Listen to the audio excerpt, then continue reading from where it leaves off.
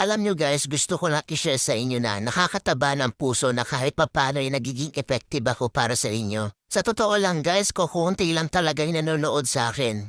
Yung magkaroon lang ako ng 200 views tsaka 10 hearts, masayang-masaya na ako no? Obvious naman na small TikToker lang ako. Hindi katulad ng ibang influencer dyan na mga sikat kung makabenta ay sobrang dami.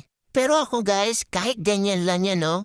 Ang saya-saya, promise. Kahit ganyan lang guys, feeling ko hindi ako napanghihinaan ng loob. Kumbaga, tuloy-tuloy lang, enjoy lang sa TikTok. Sana naman sa mga mahilig mag-check out dyan, sana lang ma-appreciate nyo din kami mga small TikToker na gumagawa ng mga original content. Hayaan nyo na yung mga influencer, mayayaman na yun. Yung tipong sila naka-iPhone 14, yung mga video camera nila, gaganda. Tapos ako naka-Realme, ang labo pa.